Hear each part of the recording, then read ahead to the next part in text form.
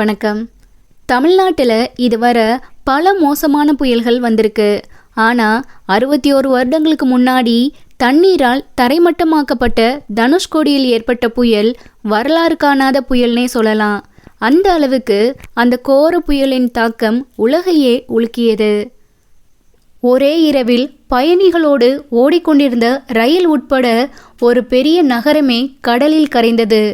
இந்த கொடூர புயலின் அழிவுகளை பற்றி தெரிஞ்சுக்கிறதுக்கு முன்னாடி இந்த விஷயத்த நம்ம தெரிஞ்சுக்கணும். இந்திய வானிலை ஆய்வு மையம் பொதுவாக புயலை 5 விதமாக பிரிக்கிறாங்க.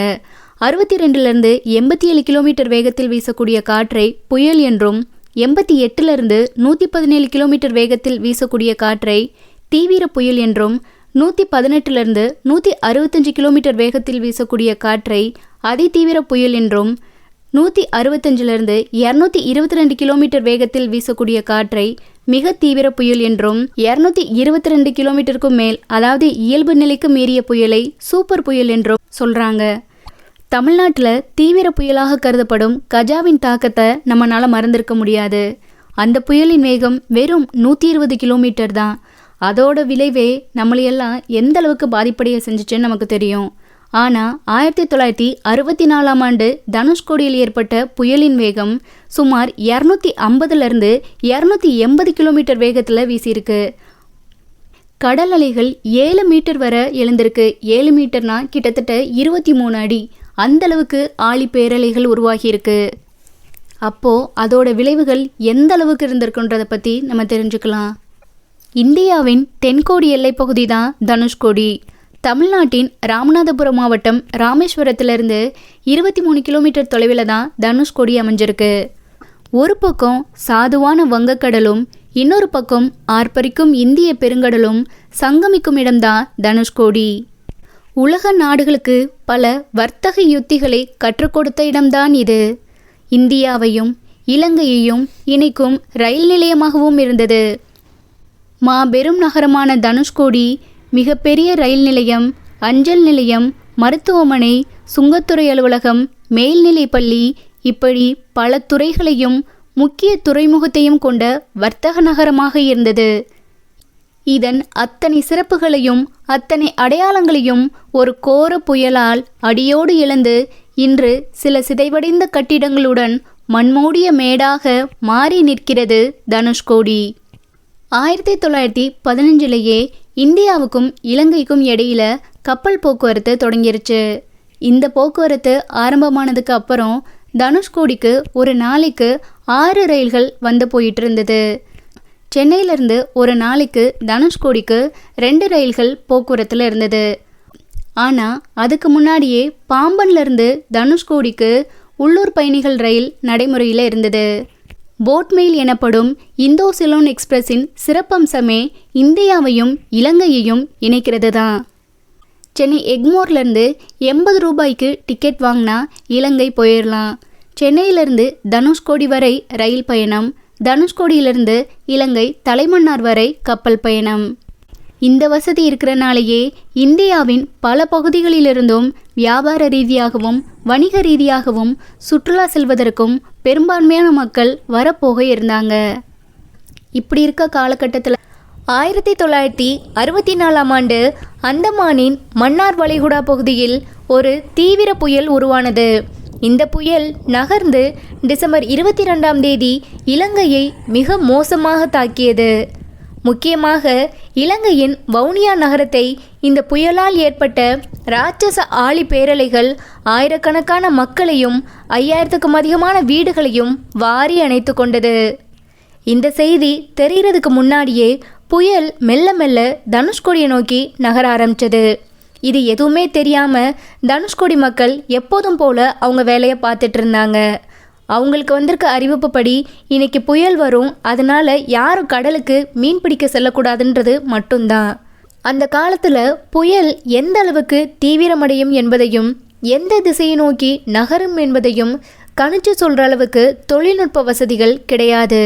ஆனால் அன்னைக்கு இரவு வழக்கத்திற்கு மாறாக இந்த தீவிர புயலால் பலத்த மழையும் இடியும் மின்னலும் உயிரையே உழுக்கும் அளவிற்கு காத்தோட சத்தமும் கடலின் அலைகளோட சத்தமும் அமானுஷ்யமான சத்தத்தோட பயமுறுத்தும் வகையில் இருந்திருக்கு. என்னைக்கும் தாலாட்டு போல அந்த அலைகளின் சத்தத்தை கேட்டு தூங்கும் தனுஷ்கோடி மக்கள் அன்னைக்கு இரவு அந்த அலைகளின் சத்தத்தை கேட்டு குலை நடுங்கி போயிருந்திருக்காங்க. வானமும் கடலும் ஒன்றாக இருக்க எங்கும் இருள் சூழ்ந்து பலத்த மழையுடனும் இடியுடனும் காற்றின் சத்தம் உயிரையே உழுக்க கடலின் அலைகள் ருத்ரதாண்டவமாக அமானுஷ்யமான சத்தத்தோட கொந்தளிச்சிருக்கு. இதை பார்த்த சில தனுஷ்கோடி மக்கள் குலை நடுங்க கத்தி கொண்டும் அலறிக்கொண்டும் அன்று இரவே ஓட ஆரம்பிச்சிருக்காங்க. இன்னும் சிலர் என்ன நடக்குதுன்னே தெரியாம நடுக்கத்தோட படுத்திருந்திருக்காங்க. அதே வேளையில் பாம்பன்லேருந்து வழக்கம் போல புறப்படும் பயணிகள் ரயில் இரவு 11:55 மணிக்கு 110 பயணிகளுடனும் 5 ரயில்வே அதிகாரிகளுடனும் தனுஷ்கோடியை நோக்கி புறப்பட்டது. ரயில் ஓட்டுநருக்கு வண்டி புறப்பட்டு கொஞ்ச நேரத்துக்கு அப்புறம்தான் தெரிய வருது, வழியில் எல்லா மின்கம்பங்களும் அறுந்து விழுந்திருக்கிறதும் எந்த ரயில்வே சிக்னலுமே வேலை செய்யலன்றதும். எங்கே திரும்பி பார்த்தாலும் ஒரு சின்ன வெளிச்சம் கூட இல்லை, முழுமையாக இருள் சூழ்ந்திருக்கு. நேரமாக ஆக காத்தோட வேகம் அதிகரிச்சிருக்கு.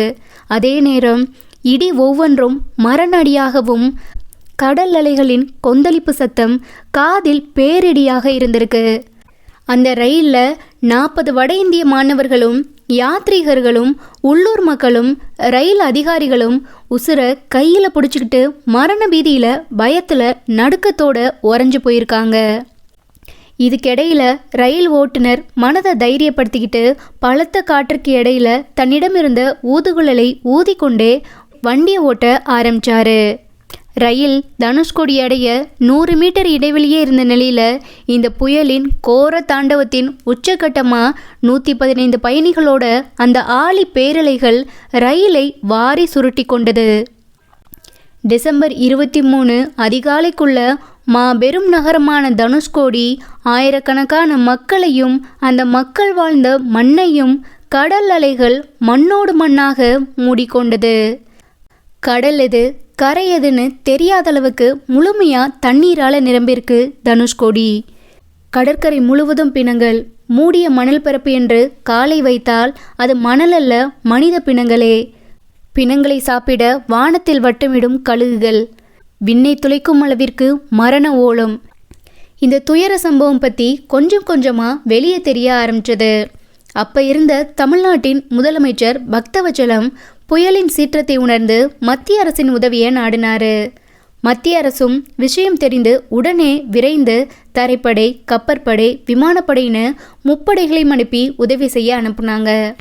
இருந்தாலும் தொடர்ந்து பெய்து கொண்டிருந்த கனமழையால் தாமதம் ஏற்பட்டது. இலங்கை தலைமன்னாரில் தொலைந்த உடல்கள் தனுஷ்கோடியில் கரை ஒதுங்கியது. உலகமே இந்த துயர சம்பவம் பற்றி தான் பேச ஆரம்பிச்சது. இதுக்கிடையில் நம்ம அரசாங்கத்திற்கு புயலின் 3வது நாள் தான் தெரிய வருது ஒரு பயணிகள் ரயிலை காணோன்றது. அதுக்கப்புறம் விமானப்படை மூலமாக தேட ஆரம்பித்தாங்க. தேடுதல் அப்போதான் கடலுக்கு அடியில் சில ரயில் பாகங்கள் இருப்பதை கண்டுபிடிச்சாங்க. அப்போதான் உலகத்துக்கு தெரிய வந்தது கடல் அலைகள் பயணிகளோடு சேர்த்து ரயில் பெட்டிகளை வாரி கொண்டதுன்னு. புயலின் சீற்றத்தை உணர்ந்து ஐநா சபை ஆசியாவின் 20ஆம் நூற்றாண்டின் பேரழிவாக அறிவித்தது. ஊரையே உள்வாங்கி கொண்ட கோர புயலால் தனுஷ்கோடியின் துறைமுகத்தை மட்டும் முழுமையாக வாரிக்கொள்ள முடியவில்லை. காரணம், அந்த அளவுக்கு உலோக கலவையால் வார்க்கப்பட்டு கட்டப்பட்டிருக்கு. போற்றி பாதுகாக்க வேண்டிய இந்த துறைமுகத்தை அரசாங்கம் தனியாருக்கு ஏலமிட்டு இடித்து நொறுக்கியது வேதனைக்குரியது.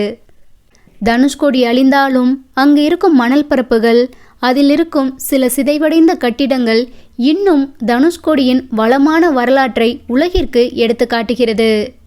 தனுஷ்கோடியின் வரலாற்றை மறக்கவும் முடியாது, மறைக்கவும் முடியாது. அழியாத காலச்சுவடுகளாய் என்றும் இருக்கும் தனுஷ்கோடி.